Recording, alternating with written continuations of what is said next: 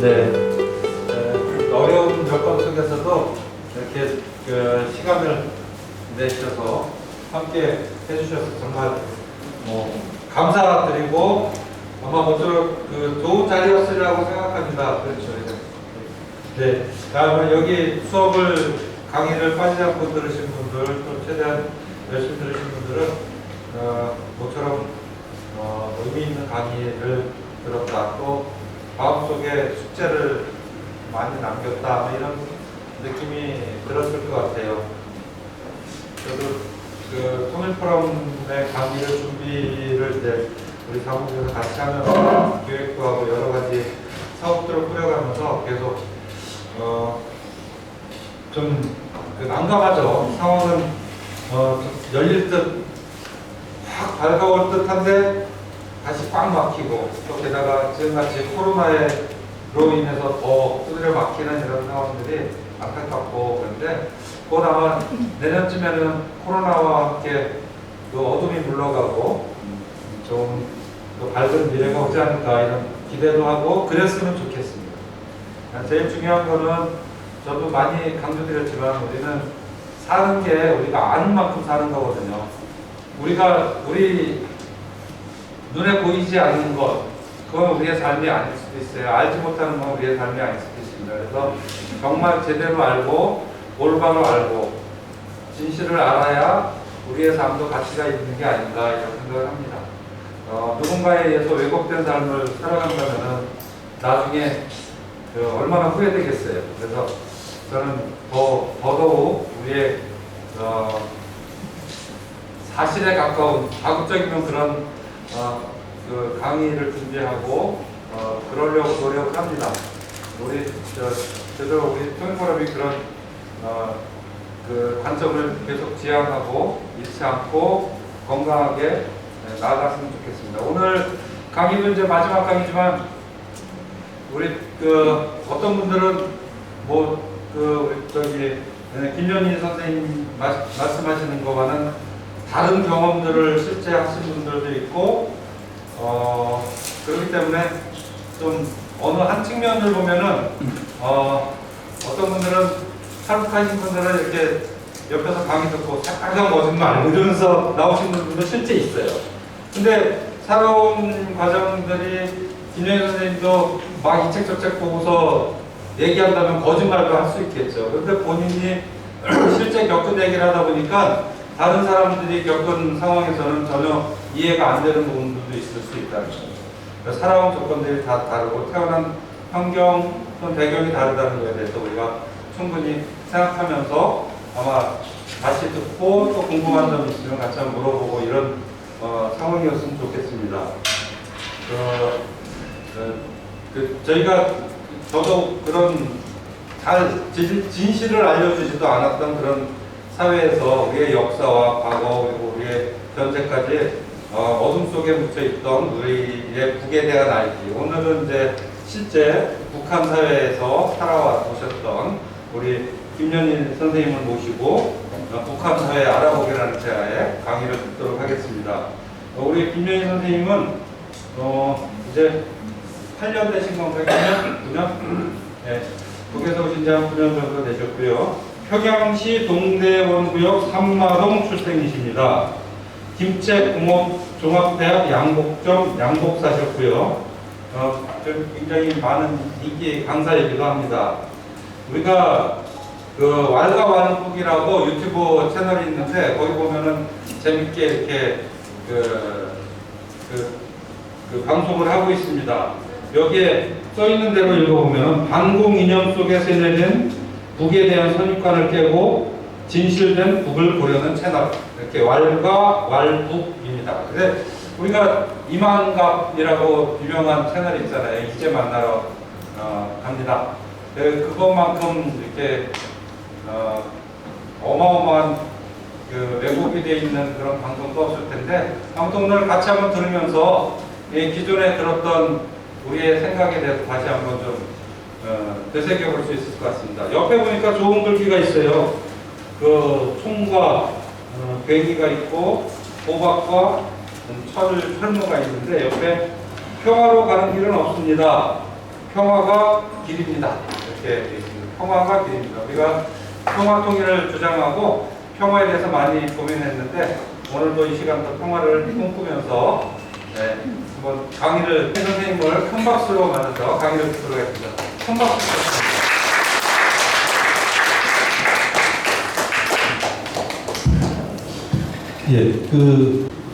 저는 2011년도에 지금 9년인데, 좀 있으면 10년이 되겠죠. 9년 동안 혈관이 없는 남녘땅에서 아직까지도 고향에 돌아가고 싶은, 가족을 만나고 싶은 이런 심정으로 하루하루 기다리고 있는 평양 시민 하게 되면 좀 그렇겠죠. 현재 남쪽에 있는 사람입니다.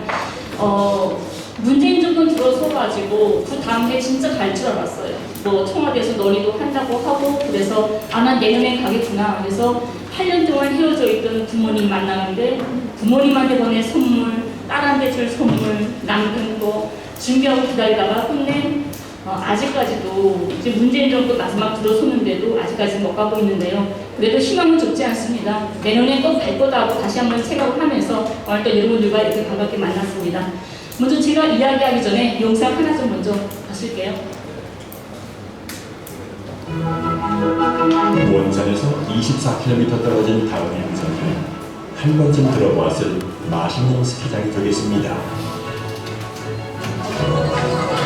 가깝게는 원산 주민, 멀게는 해외 관광객들이 찾는 북측의 마을을 들려 최일 관광 명승지로 꼽힙니다.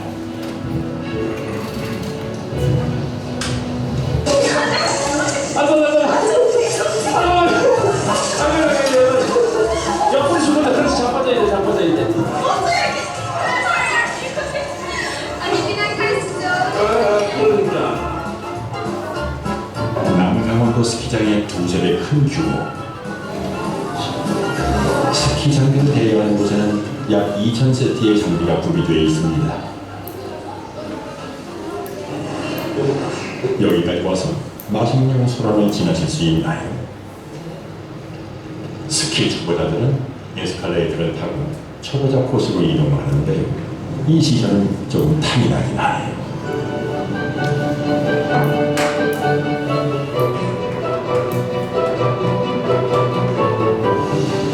한때 마식령 속도전이라는 신조어까지 생기며 1년 만에 완성한 마식령 스키장. 짧은 시간 안에 만들긴 했지만 최고급 시설로 스키장 곳곳을 탄탄한 걸로 알려져 있습니다. 마식령을 찾는 스키 애호가들은 꾸준히 늘고 있는 추세라고 합니다.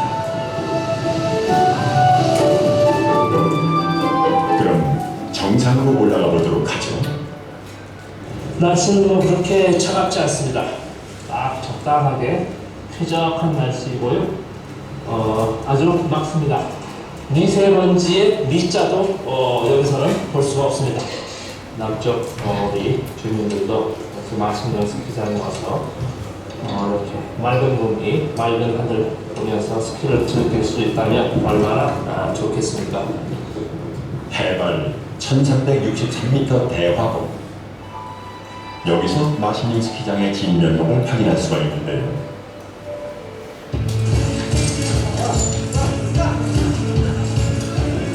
대화봉 정점에서 웅장한 철봉을 보호하는 태강도 훌륭하지만 산세가 험해 말도 쉬어간 자는 마식령답게 30도로 급한 경사면은 짜릿하고 시원한 활강을 선사합니다.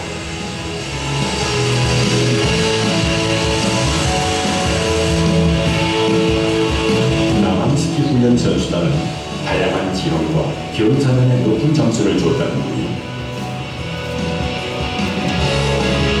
동양 최대 규모 스키장. 한 번쯤 가보고 싶은 건 저만의 생각은 아닐 겁니다.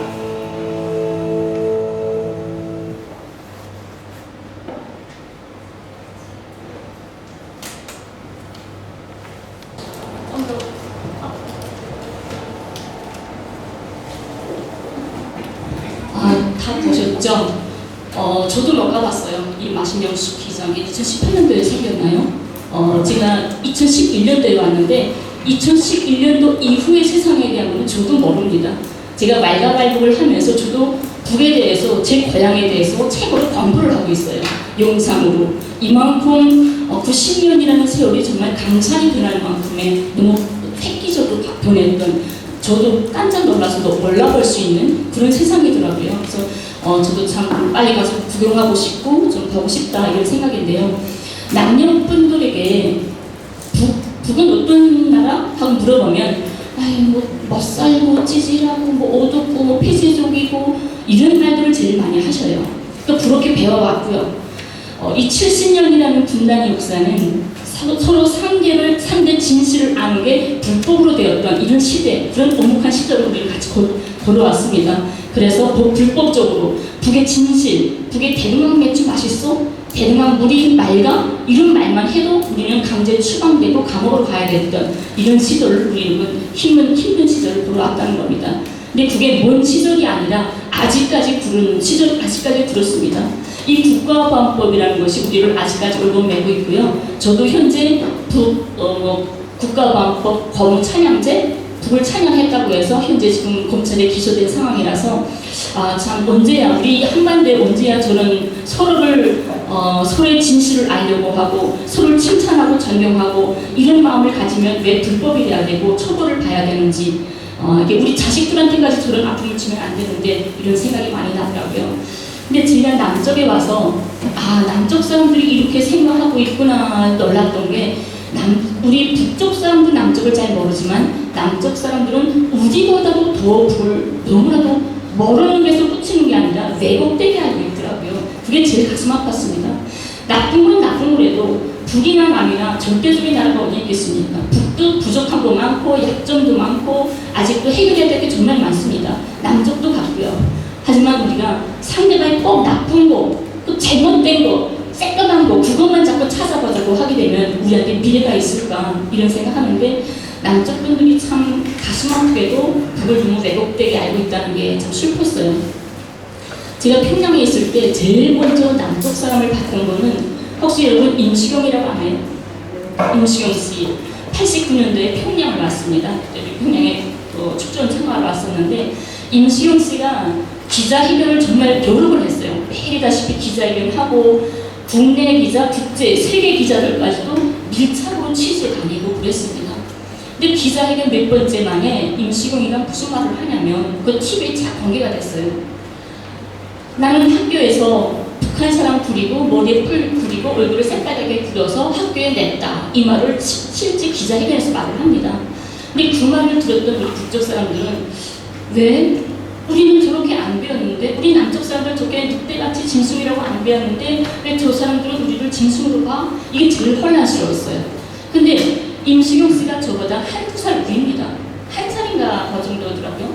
근데 우리 같은 나이면 그래 그럴 수 있겠다. 체제의 선전이는 정치 이념 때문에 그럴 수 있겠다 하고 조금 이해를 했는데 초등학교 학생들은 그 기자회견 TV를 보고 전혀 이해를 못했습니다. 왜냐하면 초등학교 학생들이 실제 초등학교 가게 되면 저희가 처음에 학교 갔을 때 제일 먼저 받는 교육이 이런 겁니다. 남조선에 대해서. 저 남조선은 우리 형제고 동포다. 언젠가는 한 집에서 살아야 할 우리 가족이다.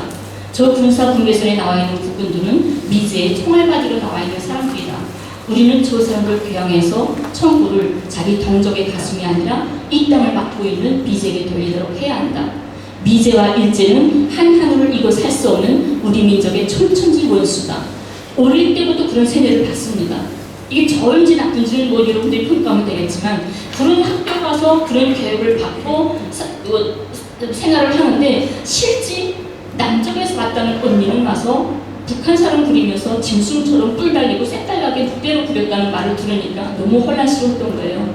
그래서 이 김일순이가 됐는데 그 애 이름이 초등학교 1학년 학생이었어요. 이 학생이 임시경 씨가 백두산에서부터 파문점까지 한 20일 동안 평화 대행진을 합니다.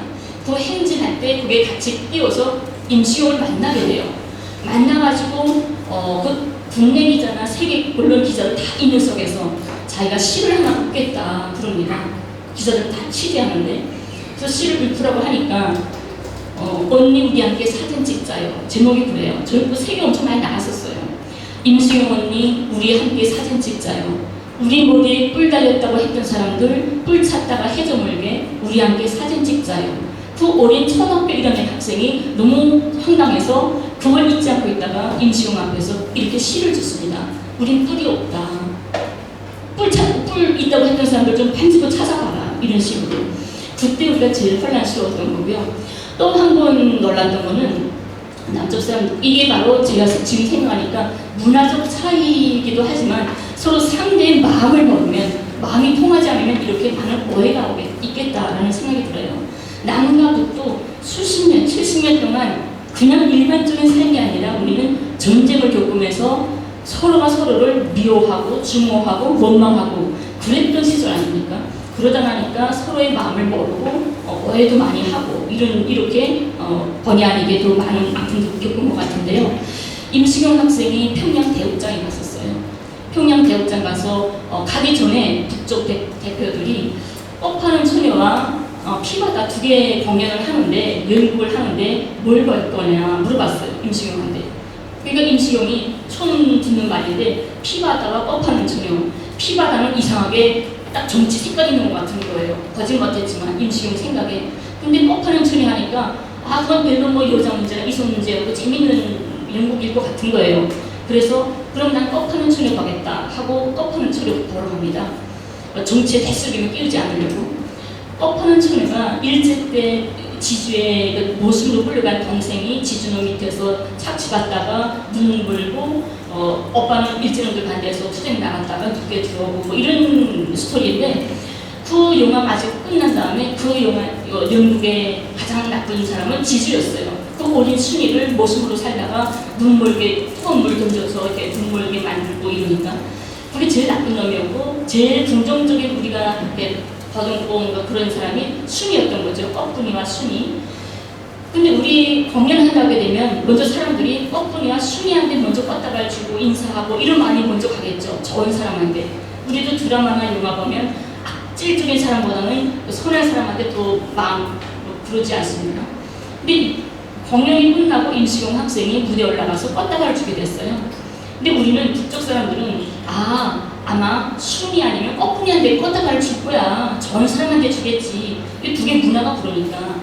그래서 꺽분이한테 줄 거야 다 바라보고 있는데 가더니 지수놈한테 준 거예요. 껐다가를. 근데 그 꺽분이는 자기한테 주는 적을 딱 기다리고 있는데 자기를 지나서 지수놈한테 갖다 껐다가를 주는 거예요. 평양 사람들이 깜짝 놀랐어요. 뭐지? 남조선은 자본주의라서도 지주놈을 더 우상하고 더 내세우나? 이런 이상한 생각을 드는 거예요. 근데 실제 그때는 좀 어색했는데 나중에 임시용의 말에 보면 뭐냐면 임시용 씨도 속이 깊더라고요. 남조선들이 참 속이 깊어요. 그 꺽분이는 좋은 사람이니까 수없이 많이 껐다를 받았을 거다. 하지만 저 지주놈은 나쁜 놈이니까 언제 한번 껐다를 받아봤겠냐. 나라도 저 껐다를 주자. 이런 생각을 했다는 거예요. 이렇게 서로 마음을 터놓지 않고 하게 되면 오해가 되고 좋은 이미지로 말하고 행동했던 것도 이렇게 나쁜 이미지로 변할 수가 있는 거죠. 그래서 이게 바로 남북의 어떤 마음가짐, 서로 인간 대 인간, 우리가 친구 사귈 때도 친구, 넌 왜 이런 성격이 나빠? 넌 왜 이렇게 저래? 계속 교량을 찾자고 하게 되면 언제 우리가 친구가 됩니까? 그래서 북과 남의 이런 마음가짐, 서로 있는 그대로 봐주고 서로 존경하고 칭찬해주는 모습, 이런 게 참 좋다고 봐요. 제가 비록 거무찬양제 불렸지만 나는 남과 북에 다 거무찬양제가 있어야 된다고 필요하다고 생각을 해요. 북쪽은 남쪽을 찬양하고 남쪽은 북쪽을 찬양하고 서로가 서로를 존경하고 칭찬할 때 바로 우리가 하나로 마음 편안하게 만날 수 있지 않을까 이런 생각 듭니다.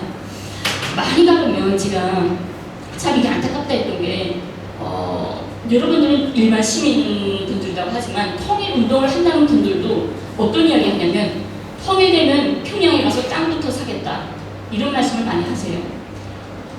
여러분들 이 말을 어떻게 들어보세요? 이 말에 어떤 내용이 있을까요? 여러분들 어떻게 듣는지 모르겠지만 저는 이 말을 들으면서 우리가 통일되면 북은 우리처럼 자본주의와 대꼬다라는 저도 모르게 그런 게 내 속에 숨겨져 있다는 겁니다. 왜? 북은 사회주의인데 우리가 평양에 가서 어떻게 땅을 삽니까? 부동산 전제한 것, 부동산 소유가 안 되는데 그러니까 우린 통일되면 분명히 난 평양 가서 내 마트도 만들고 내 가게도 차리고 집도 살 거야. 이것은 통일되면 우리 식으로 통일될 거야. 이런 저도 모르는 생각이 깨어 있지 않나라는 생각에서 지금 우리가 통일이란 말 많이 하세요. 여러분들도 뭐 통일 포럼 뭐 이런 말 하시는데 저는 솔직히 통일이란 말 부담스럽습니다. 내일 당장 어떤 당장의 급박스러운 통일이 온다? 저는 반대할 것 같아요. 우리는 70년 동안 좀 전에 말했지만 전쟁을 겪으면서 서로를 죽이면서 정말 아픔과 모란이 쌓였단 말입니다. 이 수많은 아픔을 아는 채 우리가 함께 통일이 된다? 절대 완전한 통일이 될 수 없어요. 또 다른 분열, 또 다른 아픔을 낳게 됩니다. 그래서 제 생각에는 우리가 헤어져 있었던 것만큼 아팠던 시기만큼 서로 치유할 그만큼의 시간이 필요하겠다라고 생각을 합니다. 그래서 지금 우리는 통일보다는 평화 번영, 서로 빨리 북이나 남이나 자유롭게 왔다 갔다 하고 편지 거래하고 통화하고 여행 가고 남쪽 분들이 중국이나 다른 나라 여행 가듯이 이런 세상만 좀 우리가 좀 만들어 보면 어떨까?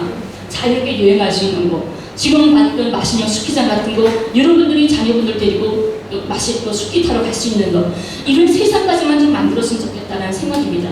그리고 우리 후대들이 그런 세상에서 우리가 만든 자유로운 세상에서 살면서 우리는 더 이상 이렇게 갈라져 살 필요는 없구나. 이제는 한 집도 살아도 되겠다 생각하면 후대들한테 결정하게 합시다.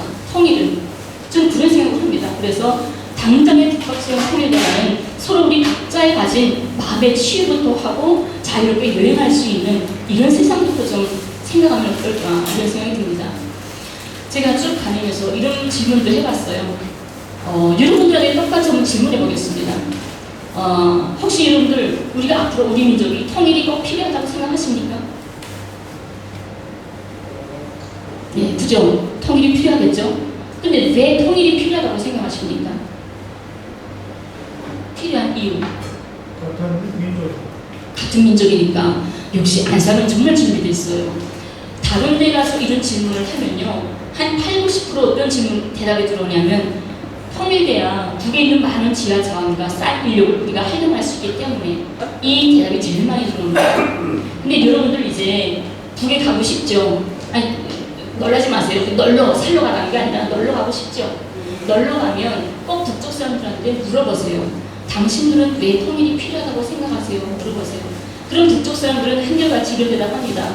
가족이 함께 하는데 뭔가 이유가 있어야 되나요? 이렇게 대답을 합니다. 이렇게 통일을 바라보는 자세도 북과 남이 서로 많은 차이를 가지고 있다는 겁니다. 그게 제일 안타깝습니다. 북쪽 사람들은 어려서부터 학교에서부터 남조선하게 되면 그냥 형제, 내역, 이웃 이런 인식을 너무 많이 받았다는 거예요. 북의 주족은 철저하게 미제와 일제입니다.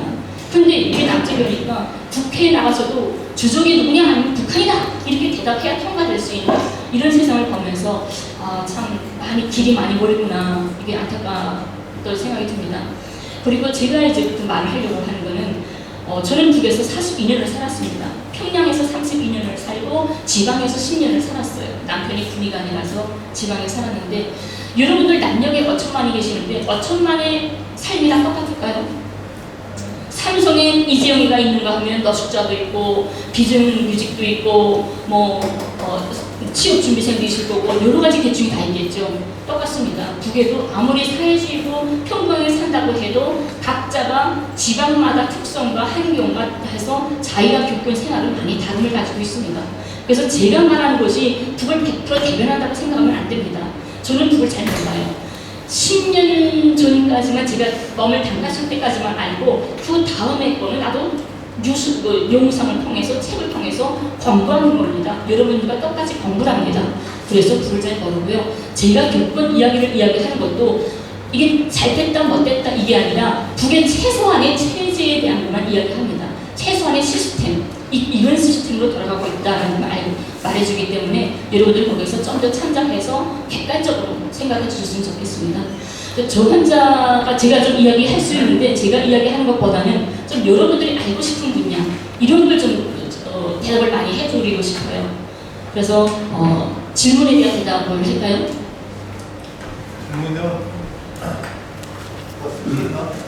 질문 써도 되고요. 그 자리에서 생각나는 거 손 들고 질문하셔도 돼요. 예를 들어서 우리 남쪽에는 모텔이 많은데 북에는 모텔이 없으면 물리과학관 가냐 수술학 가냐 뭐 이런 것도 재밌잖아요. 그게 또 불륜이 있냐. 하지만 저한테 핵미사일 몇 마리 가냐 이건 절대 물어보지 마세요. 전 미사일이 어떻게 생겼는지도 모르고 핵이 뭔지도 잘 몰라요. 그래서 사람 사는 이야기, 정치 체제 이런 것보다는 우리는 최소한 인간의 삶, 일반 사람들 삶이 어떻게 돌아가는지 이런 데도 관심을 가지는 게 좋을 것 같습니다.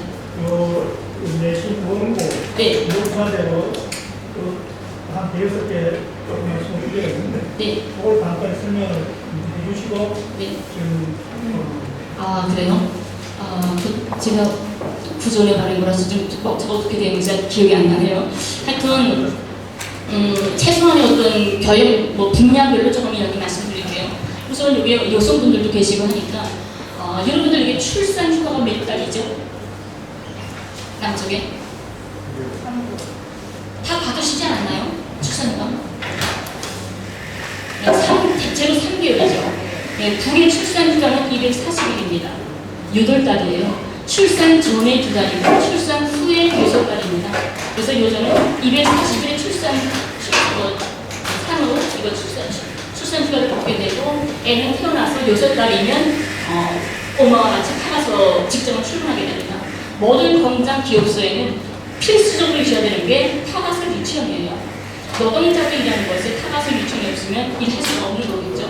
그래서 엄마가 출산휴가 널고 집에 이제 직장을 출근하려면 처음에 먼저 하는 게 타가서 가서 애를 맡기고 사무실에 가는 게 첫 일이겠죠. 우리 모두 여러분들이 8시간 노동제죠.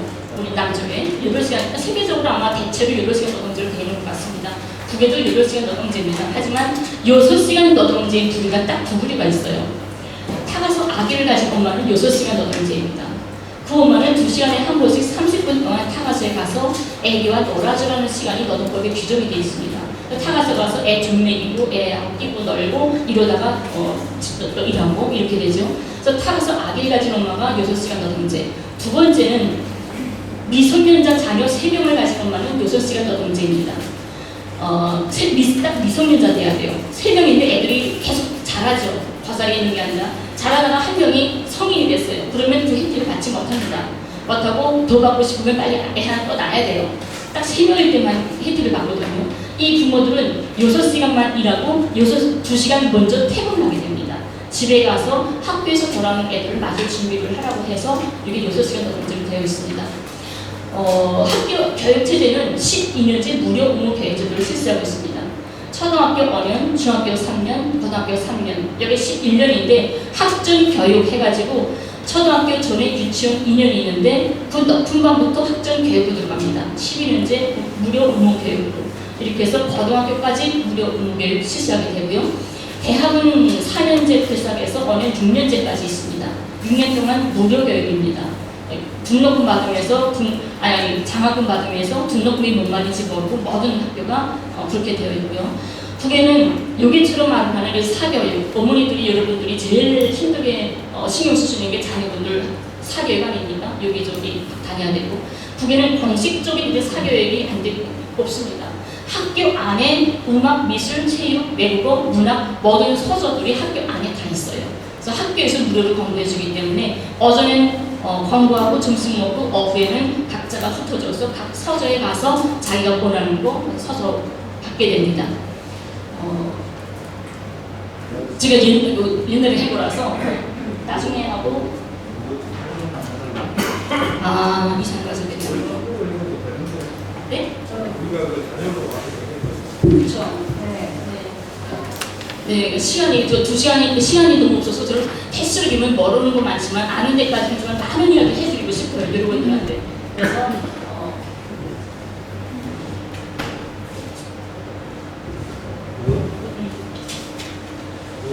네. 북에서 남쪽 드라마 노래를 접한다는데 진짜인가요? 혹시 여러분들 중에 나 북한 노래 5개 알아? 나 북한 영화 5개 봤어. 와, 그러네요. 심각하네요. 여러분들 2018년도에 북에서 예술단이 왔었죠. 예술단 와서 서울에서 공연을 했죠. 나무야 나무야 북의 노래 막 부르고 했는데 남쪽 분들 북의 노래 한 번도 못 따라했어요. 하나도 몰라요. 근데 남쪽의 식당이 똑같이 또 북에 갔습니다. 북에 가서 백정의 청마순도처럼 이선희의 제이에게 막 불렀는데 북에서 한 게 아니라 남쪽의 언론에 뭐가 나왔냐면 그 국장에 있던 평양 시민들이 몽땅 다 백정을 청마순도처럼 너무 좋아서 따라 불렀다라고 남쪽 언론에 나와 있습니다. 우리식으로 생각하면 북은 남쪽 드라마나 남쪽 노래 부르면 청사라고 뭐 아우지 상황가고 잡아가고 이렇게 알고 있지 않습니까? 근데 그 국장에 있는 몇천 명의 사람들이 다 똑같이 따라 불렀다는 겁니다. 공개적으로. 이게 어떻게 가능할까? 당연히 가능합니다. 북쪽 사람들은 아마 탈북자들 이제 만나러 갑니다에 나와서 북을 씹는 사람들도 한결같이 말하는 게 그겁니다. 북에 있을 때 남쪽 드라마 많이 봤다. 정말 많이 봐요. 근데 국가가 뭐라고 장려하지는 않습니다.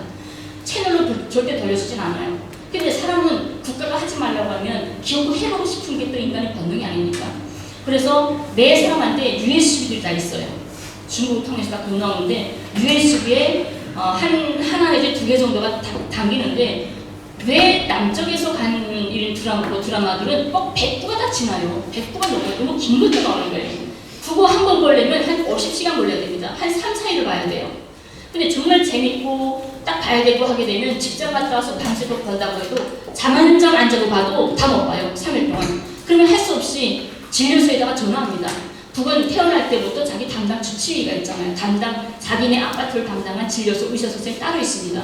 그럼 나를 담당한 선생님한테 전화해서 선생님 저 어젯밤에 설사 만났어요. 대장이 왔어요. 그러면 진단서 3일을 또 줍니다. 진료소에서. 그러면 진단서 아프다면 진단서 3일을 떼놓고 집에서 3일 동안 드라마를 봐요. 그만큼 남쪽 드라마에 빠져 산다는 거예요. 저도 우리 친구들랑 봤는데 드라마나 뭐나 나쁜 짓을 혼자 하면 정말 재미가 없어요. 누군가 같이 해야 더 재미가 더 배로 들어가는 거죠. 그래서 혼자 보는 것보다 우리 친구들, 직장 친구들 뒤에다가 저희 집에서 같이 봤습니다. 3명이서. 근데 여러분들 내가 제일 좋아할 때 꽃보다 남자. 구준표 나오는 거 진짜 재밌거든요. 북조선 정말 좋아해요. 그걸 봤는데 3명 중에 1명이 너무 입이 간지러워서 너무 자랑하고 싶어서 직장 나갔는데 다른 사람들 다 못 봤는데 자기 지금 봤잖아요. 그러니까 너무 참증없다고 계속 막 부산에 막 자랑을 한 거예요. 그러다 나니까 그 옆에 있던 애가 신고한 거예요. 얘 지금 남순 영화 보고 나왔다고. 그래서 비판을 받았습니다. 북은 범죄자 처벌 단계가 한 3단계가 있어요. 그래서 처음에 비판 그때 범죄자 이렇게 강력범 말고 서수한 경제범이라든가 이런 뭐 누구 때렸다거나 마트에서 뭐 뭘 훔쳤다거나 뭐 용화 있는 남성 영화 봤다거나 이렇게 되면 처음에 뭐가 경찰한테 먼저 신고되는 게 아니라 직장이나 학교에 먼저 신고가 됩니다. 제일 먼저 신고되는 게 북쪽 사람은 그걸 제일 무서워해요. 법이 무섭지 않습니다. 그럼 직장에 통보가 되면 직장에서 애 밑에 하고 말단 처우단체를 했어요. 처우단체에서 한 7명, 8명 정도가 있는데 그 앞에서 비판받아야 됩니다. 덩어리를 가지 말라는데 그런 거 했습니까? 왜 하지 말라는 게 뭐 했습니까? 위에 잘못했습니다. 하겠죠. 한 번도 이제 이게 우리도 2범, 3범 되잖아요. 한 번 더 이제 범죄 저질렀어요. 누구 더 때렸다거나. 그러면 처우단체에서 뛰어넘어서 거기서 이제 안 되고 그 처우단체들이 몇 개가 합친 한 개 공장에 부문위원회라고 있습니다. 한 100명, 200명 되겠죠. 그 앞에서 비판받는데 그건 정말 쪽팔리는 일이에요. 그래서 대수력이면 한 2번까지만 불 켜고 대수력 안 켜고 노력하죠. 사람이 털어서 먼지 한다는 게 5대 1이겠어요. 뭐 잘못한 게 잘못이 아니라 들킨 게 잘못이죠. 우리는 항상 그래요. 너 들킨 게 잘못이지. 그래서 부름에서 숨어서 다 남쪽 드라마 정말 좋아합니다. 많이 보고 있어요. 남과 북의 가장 큰 차이는 뭐가 있을까요? 우선 북에서 오신 북이탈 주민들이 남쪽 가서 제일 적응하기 힘든 게 아마 언어일 것 같습니다.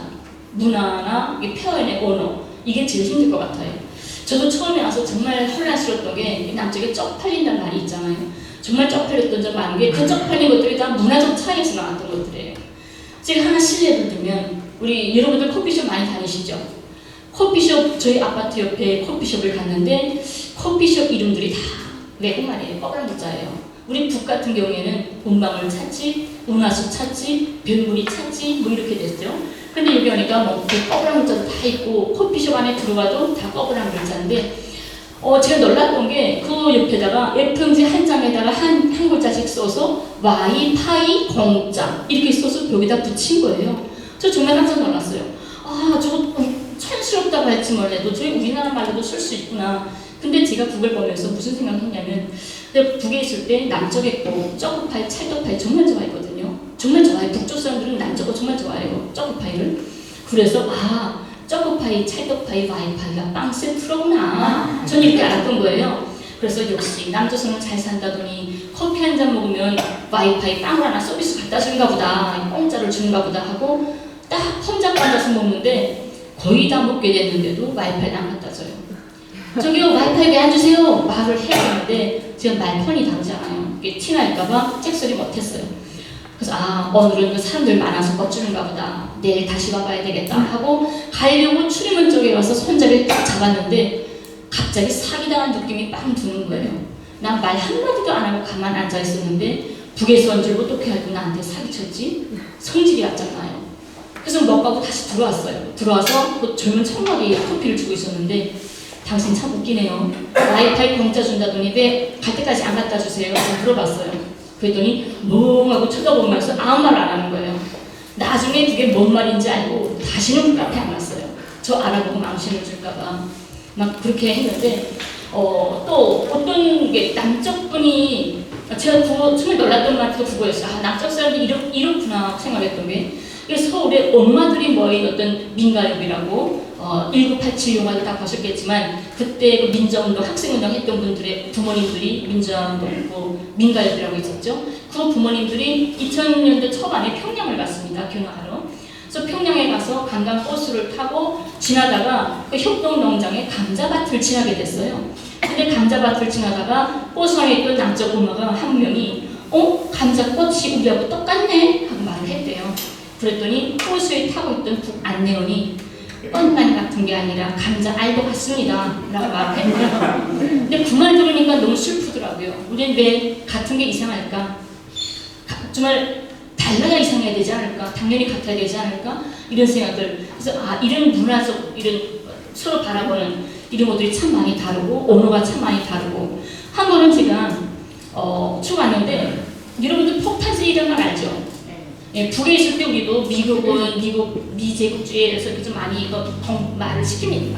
배워줍니다. 미제와 일제에 대한 배려를 많이 시키는데 그래서 미제는 자본주의라서 총기가 수용이 되고 막 사람들 막 쏴 죽이고 이런 말을 들었거든요.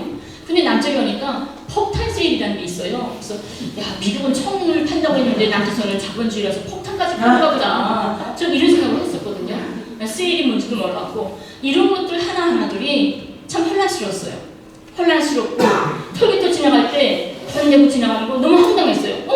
아니 왜 우리나라 내 나라 내 땅을 지나가는데 왜 던내고 지나가야 돼? 이런 것들. 그래서 이런 한 걸음 한 걸음들이 황당하고 놀랍고 혼란스러운 이런 식이었는데 이게 문화적 차이였던 거죠. 근데 그걸 겪으면서 제가 생각했던 게 우리는 남과 북은 서로 노래가 이건 잘못됐어 틀렸어 이게 아니라고 생각합니다. 그냥 다름이에요. 그리고 70년 동안 수많은 이 다름들이 지금 쌓여서 거부감을 많이 가지고 있는 겁니다. 그래서 통일 말하기 때 우리는 또 우리 통일운동 하는 분들이 이런 말해요. 이 이질감보다는 빨리 이거 동질감을 찾아가기 위해서 노력하자 이런 말씀 하시는데 전 다른 생각을 하는 게 뭐냐면 이 오랜 세월 뭐가 같은 게 그렇게 많겠습니까? 제가 와서 혼란스럽고 놀라웠던 것만큼 여러분들도 북에 가면 혼란스럽고 놀라울 겁니다. 문화적 차이 때문에 또 거부감, 이질감 때문에. 그래서 이질감보다는 동질감을 찾아가기보다는 차라리 이질감, 이 다름을 인정해주자. 북일이 더 빠를 것 같다 이런 생각합니다. 그래서 이질감을 인정해주자. 서로의 다름을. 저는요 이 70년 동안 쌓여있던 이 많은 다름들, 이 다름이 우리한테 불편하지 않게 와닿을 때 그래 너네 과자 좋아했고 우린 사탕을 좋아했어 이렇게 다가올 때가 우리가 진짜 마주 앉을 수 있는 편안한 시간이 되지 않을까. 그러니까 북에 대해서 우리가 북을 알 때 항상 이제 만나러 갑니다라든가 북에서 오신 분들한테서 잘못된 정보들 많이 들으시는데 저는 그분들의 말이 100% 거짓말이라고 말 안 합니다. 맞아요. 분명히 굶었고 죽은 사람도 있고 힘들고 눈물 속에 사는 사람들, 사회주의가 뭔지 하나도 겪어보지 못한 사람들도 있습니다. 지금 20대, 30대들은 태어나서 보니까 권한의 행운이에요. 쌀알이 뭔지 거기가 뭔지 한 번도 접하지 못한 사람들이에요. 죽기 싫어서 살고 싶어서 온 게 탈북자들입니다. 그렇기 때문에 그분들의 심정 충분히 이해합니다. 근데 그것을 어떤 정치적으로 이용하려는 하다못해 진짜 내가 밖에서 석탄동에 위해서 아기를 낳고 길가에 있는 유리 조각으로 탯줄을 끊고 지나가는 할머니가 속치마를 뜯어서 아기를 감싸주었다. 난 배고파서 사람을 삶아 먹었다. 이런 말로 저정해서 정치적으로 이용해 먹으려는 이런 게 정말 안타깝고, 이 나와서 그런 말 하는 거짓말 하는 사람들보다는 뒤에서 그걸 저장해서 이 사람들 그렇게 자기 고향을 씹을 수밖에 없게끔 만드는 이 남쪽의 국정원이든 전 정권들의 이런 반공 사상, 반공 체제에 대해서 참 가슴이 아픕니다. 평양과 지방, 특히 도시가 적은 지역과의 경제적 문화적 격차는 어떤가요? 아무 나라나 도시와 농촌 간의 차이는 있을 것 같습니다. 미국도 같을 거고, 미국 워싱턴과 뭐 밑에 어디와 뭐 너스다들 있는 어디와 뭐 똑같겠습니까? 우리 남쪽에도 서울과 연산이나 뭐 대전이나 뭐 똑같지는 않겠죠. 아무래도 서울은 좀 더 문명화, 좀 더 발전된 문화 수준을 누리겠죠. 평양도 같습니다. 북은 그런데 이런 남쪽의 이런 문화 수준보다 북은 그 도시와 농촌 간의 차이가 엄격하게 더 심합니다. 아마 여러분들이 북에 가게 되면 아마 옛날에 50년대, 60년대 그때를 되새길 수 있는 만큼의 농촌에 그런 상황도 있다는 겁니다. 90년대 중반부터 이게 권한 행보를 10년 동안 겪으면서 사람들이 정말 생존이 위협받았던 그런 시절이기 때문에 경제가 많이 발전되지 못했고, 농촌에까지 뭐 이런 문화 시설도 이렇게 발전되지 못해서 2013년까지만 해도 지방 같은 경우에 많이 훅 떨어고 뭐 많이 힘들었어요. 2013년도부터 획기적인 전변이 들어갑니다. 전변 들어가서 지금 각 지방마다의 청년 야외극장이라던가 무슨 뭐 양로원, 뭐 이런 고아원들, 이런 가지 시설들, 그다음에 무슨 이런 여러 가지 문화 그런 것들이 많이 발전돼 있더라고요. 그래서 그래도 아마 아직까지는 차이가 심합니다. 근데 단지 그 차이 수준을 우리가 어떻게 볼 거냐? 남쪽에서의 차이와 북쪽의 차이는 또 좀 다릅니다. 왜냐하면 여러분들 여기 남쪽에 대학이 10개가 있어요. 등록금이 다 똑같습니까? 남쪽의 대학이? 틀리죠. 왜 틀릴까요? 학교 수준에 따라 뭐 까르르 그렇죠. 학교 운영하는 재단이 다르기 때문이죠. 국가가 공통적으로 운영한다면 비슷하겠죠. 하지만 사립 재단이 다르기 때문에 다 다릅니다. 지자체도 다 다르고 회사들도 다 다르고 개인이 운영하기 때문에. 근데 북은 중앙집권조례 가지고 국가가 운영하는 거 아닙니까? 모든 대학 등록금은 없지만 모든 대학에 뭐 교복을 내준다, 뭐 뭘 내준다, 뭐 장학금을 내준다, 이게 어느 학교가 다른 재단이 다른 게 아니라 똑같이 국가가 운영하기 때문에 평양대학이나 지방대학이나 시스템이 똑같다는 겁니다. 그래서 이게 좀 여기 남쪽하고 다른 거고요. 단지 제가 이런 말을 드렸던 적이 있어요. 평양 북에는 중학교나 고등학교 북에 학교에 수영장이 있습니다. 우리가 제가 공부할 때는 수영장이 있어서 체육 시간에 수영 수업이 있거든요. 그래서 수영장이 없으면 학교 수업을 못하게 돼 있어요. 체육 시간에. 그래서 수영장이 있다 했더니 제 이야기를 들었던 어떤 남녀분이 좀 뻥이다. 그렇게 못 사는 나라가 어떻게 수영장을 가려고 하냐. 비싼 돈이 많이 들어가는데. 그래서 경상도 상주에 가서 양남동가 어디서 왔다는 탈북자를 찾아가서 물어봤답니다. 김연희가 이렇게 말하는데 진짜 학교에 수영장이 있냐 물어봤대요. 그랬더니 그 탈북자가 하는 말이 그건 사실과 맞지 않다. 김연희는 평양에서 공부했기 때문에 실내에 수영장이 있어서 봄, 여름, 가을, 겨울 다 수영할 수 있지만 우리 양도 쩡골에는 실내에 수영장이 있어서 봄, 여름, 가을만 수영하고 겨울에는 우린 스케이트를 탔다. 이렇게 말을 했다는 겁니다. 아마 혹시 여러분들이 알고 계시는 탈북자 북에서 오신 분들한테 너네 학교에 수영장이 있었어? 물어보면 어떤 대답이 들어올지 아직 잘 모르겠지만 제가 알고 있기에는 대체로 학교들에는 수영장이 있는 걸로 저는 알고 있습니다. 하지만 평양에 있는 수영장은 좀 더 문화적이고 좀 더 발전됐었다면 지방 수영장은 좀 더 낡고 내부 바깥이니까 좀 활용하기 힘든 이런 시절이 있었겠죠. 네. 제가 어디서 봤거든요. 네. 근데 평양시에는 수영장이 다 구비되어 있어요. 네. 그리고 지방 학교들에는 그런 게 구비 안 돼 있고 겨울가라든가 이렇게 그렇게 하고 겨울에는 운동장에다가 눈을 다져놓고 거기다가 물을 어린이들이 데려다가 부어가지고 스키트장을 만들거든요. 그런 식이고, 그 다음에 선생님께서는 잘 모르시는 것 같은데 제가 하나 질문 드릴 거는요. 북한에서 흔히 이게 보도라 그러죠. 북한에서 뉴스라고 하나고요. 거기서 천만국민이라고 자주 나오죠. 그 천만 국민에 대한 개념을 아시는지요? 천만 국민? 네, 천만 군중이라고 그러거든요. 천만 군중? 처음 들어보세요? 그게 자주 나와요, 그렇게. 아 그래요? 제가 당원이 아니라서 제 연구가 좀 떨어집니다. 저는 당원이고요. 그러니까 이게 달라요. 당원은 다르거든요. 네. 네. 천만 군중 거기에 군인하고 당원 아닌가요? 천만 아니죠. 군중은 당원지만 군인하고 평양 시민을 합해놓은 숫자거든요. 천만 군중에 평양 시민을 한다고요? 군인하고 평양 시민만 있으면 다 가능하다는 게 거기 북한 이론이에요. 그거. 그러니까 일반 사람들은 거기 숫자에 들어도 안 나는 거니까 사람을 잡아먹었다고 거짓말이 아니거든요. 전 지방에서 살면서 군주했으면 사람을 자기 시어머니를 죽여가지고 돼지백탕을 하면 그 어머니 죽인 걸 각을 떠서 돼지고기와 같이 팔아가지고 잡혀서 순살된 실화도 있고요. 너무 배고파서 우리 소를 잡아먹었다가 공개 체험된 사람도 있고요. 네, 그건 제가 직접 봤었고 느꼈었거든요. 네, 감사합니다. 네. 그러니까 지방을 모르면 지금 그리고 권한행군을 시작해가지고 무료 혜택이라는 게 없어요. 병원에 가면 내가 먹을 거 성냥을 데리고 가야 돼요. 그리고 내가 맞아야 될 약을 돈을 주고 사서 맞아야 되는 상황이고 건물 안에는 들어가 있지만 그리고 학교 가도 지금 권한행군 들어가면서 지금 어린애들이 글을 모르는 애들이 많아요. 제 조카들이 여기 와 있지만 여기서도 다 검정고시했거든요. 그 여기 올 때까지는 글을 몰랐어요. 그래서 공부 못 해가지고 먹고 사는데 그냥 밭에 가서 이삭주의 하면 정말 피눈물 삼키면서 살다가 죽지 못해 왔거든요. 그러니까 그런 이 하층 이런 걸 높은 층으로 보지 말고 그리고 제가 묻은 거는 정치가 여러 번 바뀌었어요. 그러니까 북한에서 김일성, 김정일, 김정은 세대를 3대 내려와요. 김일성 때는 그나마 복지가 잘 됐어요. 그 다음부터 권한행군 들어가면 이런 데서 차이점을 보셔야지. 옛날은 진짜 잘 돼 있어요, 사회주의가. 그러니까 그런 데 대해서 네.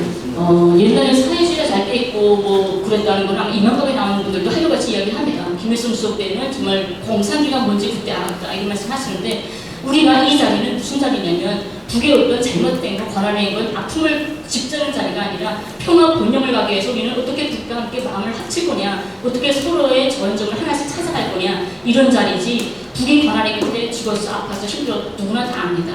남쪽 사람들은 우리 북에서 오신 분들보다 더 많이 알고 있어요. 어떻게 또 만두 대권이와 이만감을 많이 봐서. 그래서 저는 이 자리만큼은 북의 아픔을 짚는 자리는 아니라고 생각합니다.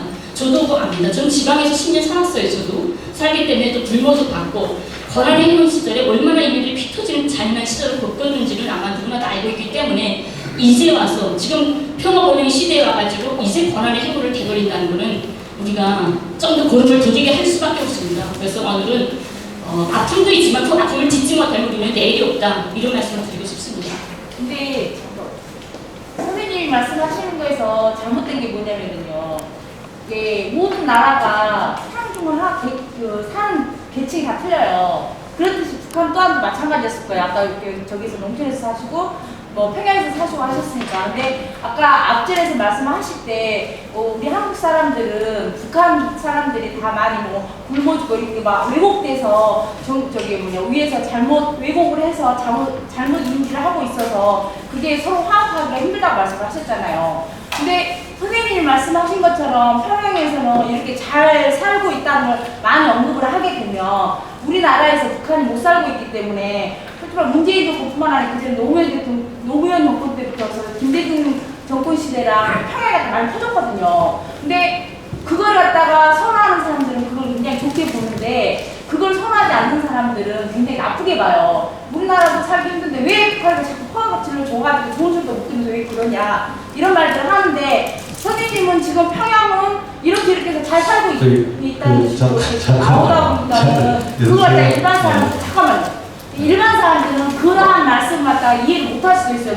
그러한 말씀을 전달을 하실 때도 그거는 이렇게 그 선생님의 그러한 왜곡됐다는 것으로 말씀을 하실 게 아니라 평양에서도 이러한 분류들도 있다라고 이렇게 말씀을 전달해야 돼요. 그러니까 우리가 그 북을 이해하자고 지금 자리를 마련했는데 우리가 좀 그 전제로 해야 될 건 뭐냐면 아까 그 이 선생님도 말씀하셨지만 김일성 주석이 있을 때와 그리고 94년도에 김일성 주석이 죽고 김정일 국방위원장 시기가 됐고 그리고 2012년 이후에 대신 김정은 체제로 와 있는데 이 시기들을 우리가 이해하고선 좀 이야기했으면 좋겠어요. 그러니까 얘기했듯이 김일성 주석이 있을 때는 복지제도가 진짜 잘 돼 있다라고 이런 인정들을 한단 말이에요. 그리고 95년, 96년 자연재해가 3년간 지속되는 과정에서 북이